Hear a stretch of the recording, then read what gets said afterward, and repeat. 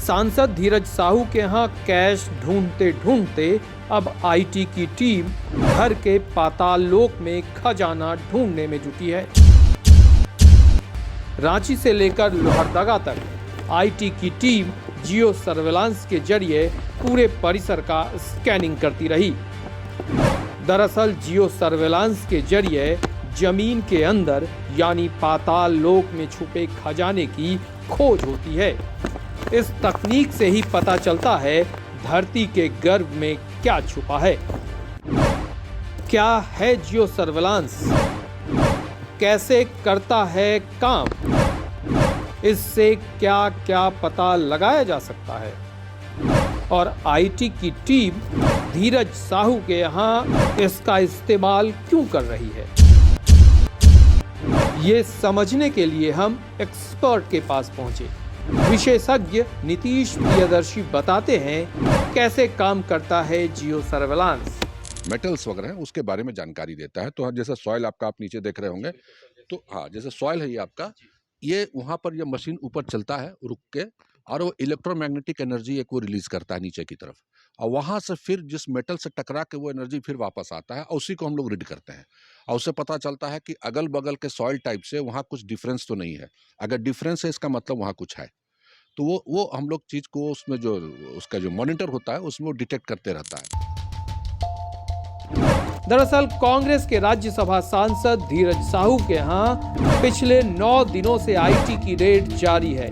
IT team Jharkhand और उड़ीसा में एक साथ रेड की शुरुआत की, जिसमें लगभग 350 करोड़ से ज्यादा कैश बरामद होने की बात सामने आ रही है। तो वहीं सोने के बिस्किट, ज्वेलरी सहित अन्य बेनामी संपत्ति बरामद होने की बात भी सामने आई है। देर रात आईटी की टीम सांसद धीरज साहू के रांची स्थित रेडियम रोड आवास पर सर्च करती रही। इसके साथ ही लोहरदगा आवास पर भी जियो सर्विलांस के जरिए स्कैनिंग होता रहा। जो जानकारी मिल रही है उसके मुताबिक आईटी की टीम को इस बात का अंदेशा है कि यहाँ जमीन के नीचे बड़े पैमाने पर ज्वेलरी और अन्य चीजों को छुपा कर रखा गया है। इसीलिए बगीचे में, पार्किंग एरिया, सीवरेज पाइप के पास और अन्य जगहों पर जियो सर्विलांस की टीम सर्च करती रही। जियो सर्विलांस के दौरान क्या बरामद हुआ है, इस मामले में अब तक आधिकारिक जानकारी नहीं आई है। इस मामले पर अब आरोप प्रत्यारोप की सियासत भी खूब सुनाई दे रही।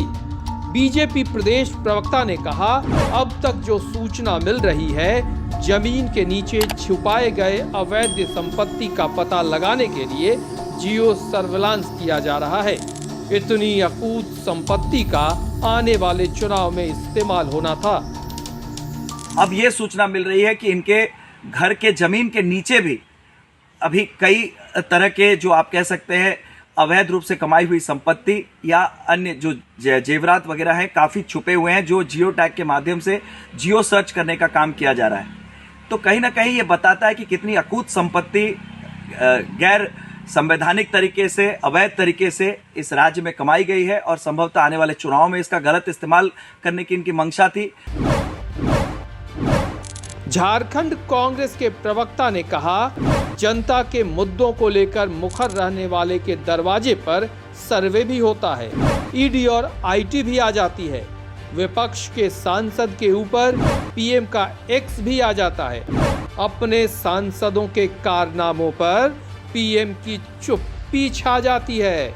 स्वाभाविक है, संवैधानिक संस्था उनके अधीन है और 2014 से लगातार दुरुपयोग हो रहा है। विपक्ष के सांसद के ऊपर प्रधानमंत्री का एक्स आ जाता है और अपने सांसदों के कारनामों पर प्रधानमंत्री की चुप्पी आ जाती है, तो स्वाभाविक तौर पे संवैधानिक संस्थाएं उनके अधीन है। संवैधानिक संस्थाओं का दुरुपयोग 2014 से लगातार इस देश में हो रहा है, तो जमीन के अंदर, जमीन के ऊपर, ईंटा में हमें लगता है कि धीरज प्रसाद साहू के तकिए पर भी जूलॉजिकल सर्वे हो जाए एक बार, कि कहीं तकिए के नीचे भी तो कुछ छिपा के नहीं रखा गया है। और जो जनता के हितों को लेकर के हमेशा प्रखर रहता हो, उसके दरवाजे पर सर्वे भी है, ईडी भी है और इनकम टैक्स भी है।